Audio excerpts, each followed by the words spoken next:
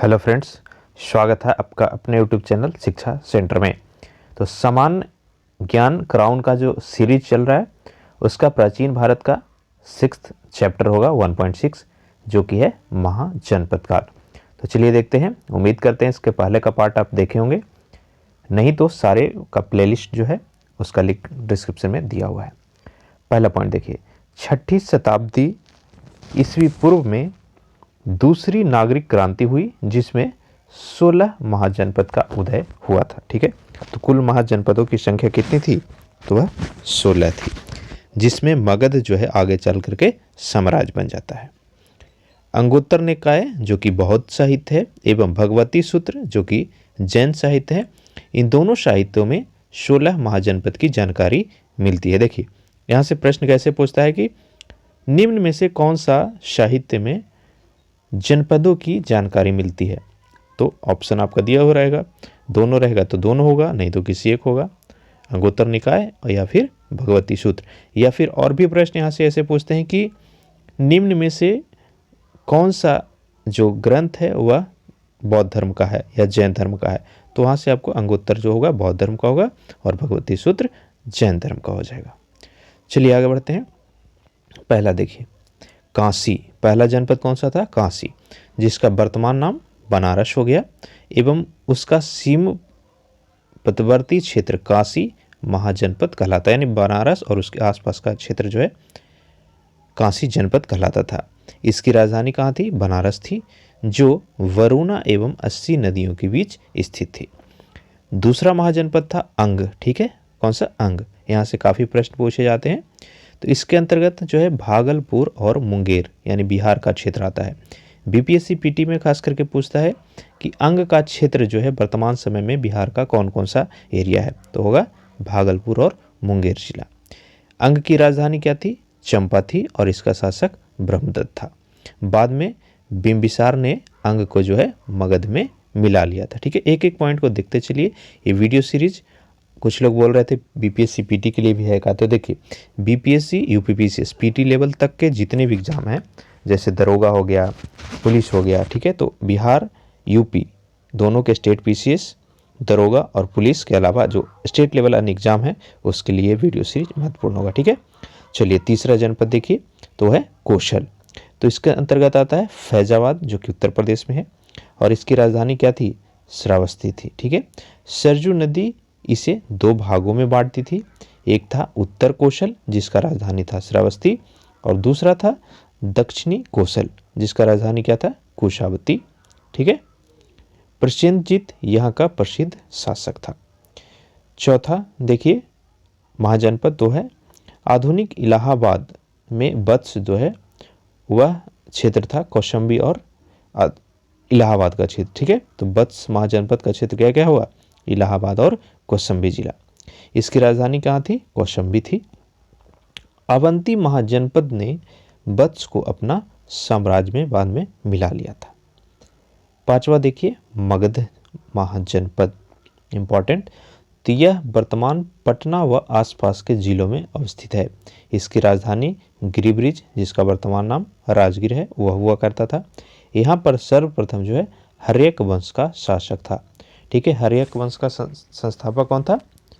Comment करके बताइएगा, हर्यक वंश का संस्थापक कौन था? कई बार पूछा हुआ है, आपका होमवर्क है, नीचे में कमेंट करके बताइए। कमेंट जरूर कीजिएगा जो मैं पूछ रहा हूँ, ये आपका खुद का टेस्ट है।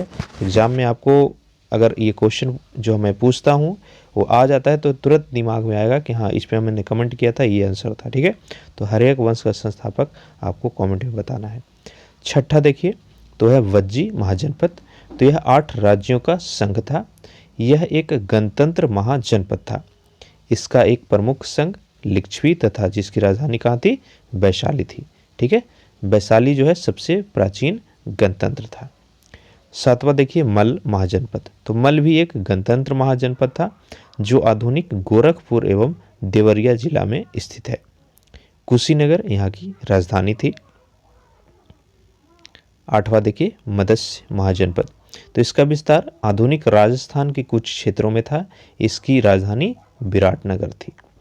कुरु देखिए तो यह वर्तमान में हरियाणा, दिल्ली और मेरठ का जो एरिया है वह कुरु महाजनपद था और इसकी राजधानी इंद्रप्रस्थ हुआ करती थी। ठीक है।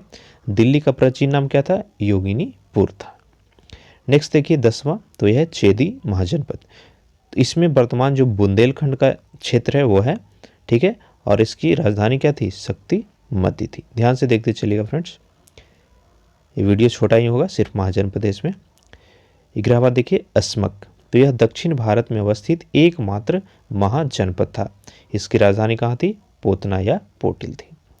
12वां था सुरसेन, तो यह वर्तमान उत्तर प्रदेश में अवस्थित था। मथुरा इसकी राजधानी थी। तो सुरसेन महाजनपद की राजधानी क्या था? मथुरा था।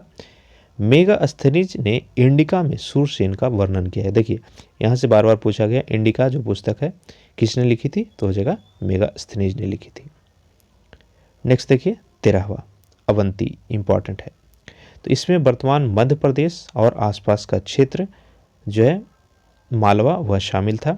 इसकी 2 राजधानी हुआ करती थी अवंती की, एक तो उत्तरी अवंती जिसका राजधानी उज्जैन था, और दक्षिणी भाग जिसका राजधानी महिष्मती था, ठीक है।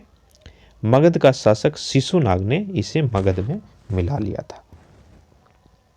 नेक्स्ट देखिए पांचाल, ठीक है। तो पांचाल के अंतर्गत रुहेलखंड के बरेली हो गया, बदायूं और फर्रुखाबाद का एरिया शामिल था।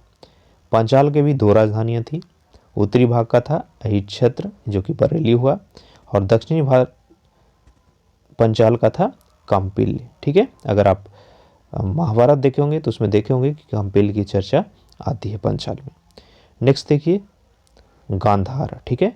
तो आधुनिक पाकिस्तान का रावलपिंडी एवं पेशावर गांधार के अंतर्गत आते थे। इसकी राजधानी, गांधार की राजधानी कहाँ है? तक्षशिला। आज भी तक्षशिला यूनिवर्सिटी कहाँ पर स्थित है?